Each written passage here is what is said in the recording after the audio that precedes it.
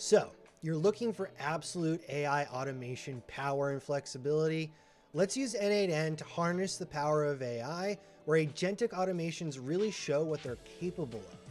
Today, I'm showing you exactly what that looks like. Hey chatters, I'm Joe, the CEO of Synaptic Labs. New to agentic automations? The explainer is linked in the description and it's a good place to start. And if you're new here, make sure to subscribe and ring the bell to get notified and stay up to date with the fast-moving industry. Let's get started.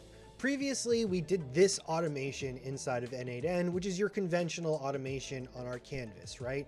We have some linear steps, we have a little AI thing going on, and then it's sending us a message.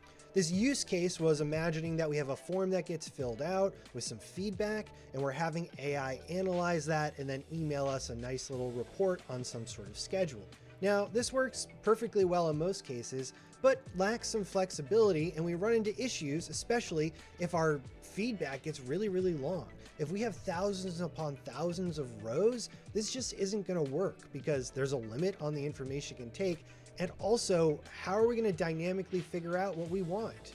For example, maybe we have results from 5 years ago that we don't need anymore. I just want the last week or so, or the last few weeks, or see if there's other people right inside of the form that have come back and have changed. There's all kinds of different things we want to run, which this very linear automation is not going to allow us to do. So instead, we can build what is called an agentic automation, where instead of having this linear workflow where this is just a step, we instead give the agent all the tools it needs to do what we want it to do, and then just let it go based on just some natural instructions we give it, a prompt. So let's check out what it actually looks like when we turn this automation into an agentic automation. You're going to notice this looks a little different. We have none of these previous steps gathering data, and we have nothing coming after what the agent is doing, okay? And that's because, like I said, what we're doing instead is we have this tools area where we're just giving it these two tools to be able to use and a prompt, okay? So let's head into the prompt first. If I double click on the agent node, you're going to see we have this system message, and I'll just pull this out. And all this is saying is act as a feedback data analyst, reviewing a spreadsheet with your Google Sheet tool, and then emailing me your insights with your Gmail tool using the below template. Focus on more recent information and trends. And then we have this nice little set of instructions and the template that we want. Pretty much grabbed like carte blanche from the other automation that we did. Same exact thing. We're just saying now you have the tools and you can actually take action. Then we have our tools. So if you want to add the tool set, instead of adding it to the right here, which will just be a pass-through step, we instead just do this plus button with the tools, and we can search whatever we want, like Gmail or G Drive. I don't know, pretty much anything you can imagine there's a tool for. And so the only tools we really need, again, are the ability to read a spreadsheet and the ability to send us a message. If I open up the spreadsheet tool, it's going to look pretty much exactly the same as if we did do that pass-through step. You know, I am telling it, hey, I want you to get rows from this document, from this sheet specifically, and then you can add filters if you want. We don't need to for this use case. There's some other options, again, you can choose, but we don't need them for this. But that's pretty much it. And all we're telling it is you can define, right, what you want to get from these rows. Then we have our send email. So I'll open this up and you'll see again, it's a similar thing. We just have operation send. I'm defining who I wanted to send it to, right? Because I don't want to just send it to anyone. I do have to choose the email type because we're going to use something called HTML, so that'll make it look pretty. That was all the code that was in the prompt. And then the message itself, this is the important one, right? We're letting the AI decide what to write in the message. Yeah, so we'll just use 3Flash Preview to run this, and let's just see what happens. We can see it's working. I triggered it.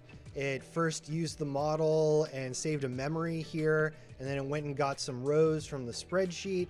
And now what I can imagine is that it's writing the email to send it to me. So interesting. So we got an error here, and I think it's because one problem is that it's not so great at filling things out properly with certain models. And I think that actually Google is one of those models. So what I'm going to do is we're going to try something a little different. I'm going to grab a different model, and I find that the OpenAI models are pretty good at this. So let's do 5.4 mini, and let's see what happens and if it does better. Yeah, so you can see that was exactly the problem. Google models typically aren't really good at outputting the format consistently that you need, so that's something to keep in mind. OpenAI models are much better at it, so it looks like it worked this time. So I'm gonna head over to my email and let's check out what it put together for us. And here we go, our report. So just like the other videos we've done, it looks pretty much exactly the same. Really nice, what we wanted, all the trend analysis, all that fun stuff. And this actually got the date right over here, even though it didn't get it right up here, which is pretty interesting. Although I guess maybe this is right because the period of the fake data we have is from January. So actually this might be right. So there you go. This is a lot easier to put together, right? The other video, I had to do multiple steps. I had to do some testing. I had to do a little testing. I guess I had to change the model here to make it work. But the overall idea here is this doesn't fit a linear flow anymore. It can take actions in whatever order it wants to take them to get the information it needs and do what you ask it to do. A couple things I just want to mention first, just to be careful. I mentioned it slightly earlier, but make sure if you're doing anything that's going out externally, that you are the one defining that and not letting the AI define it. Also, unlike Zapier and maybe some of the other ones, there are some human tools you can have for human in the loop now. So if I go to Gmail, you can see we actually have this human in the loop Gmail tool. So that'll actually message you before it actually sends anything out to make sure that it's correct and no one's trying to hack you or anything like that. One more thing I want to bring up before ending is that one of the risks here again is since you are not defining the number of steps in a linear fashion anymore, you're just letting it take action, you run the risk, right, of this going off the rails and going through multiple iterations. Maybe it's hitting problems, it's going back and forth, it's having issues. And so even though luckily when it comes to n8n, they charge you per workflow, so you're not gonna necessarily get overcharged for that, you are paying for your LLM calls. Unlike Zapier, which is kind of part of your account, like the pricing that you do every single month, you're the one in n8n often actually the one paying for these LLM calls. So one thing I want to mention is if we come into the AI agent and go to add option, you want to make sure you're setting max iterations to something that you can stomach if it goes off the rails, and really think about, okay, if things go wrong and it gets caught in this infinite cycle, this will cut it off so that if it goes through 10 tool calls, it's just going to stop. You might want something to warn you about that, you know, some sort of error debug, whatever, but just make sure you're putting that on here, especially for multi-agentic workflows, which might have a lot of different steps and could really go crazy with your spending. So chatters, that's it for this video. I'm really glad you spent the time. Definitely get in here and just maybe take an old automation that you had and try to convert it into an agentic automation to see the difference and how much better or worse it might be, because there's always pros and cons. I'll see you in the next video.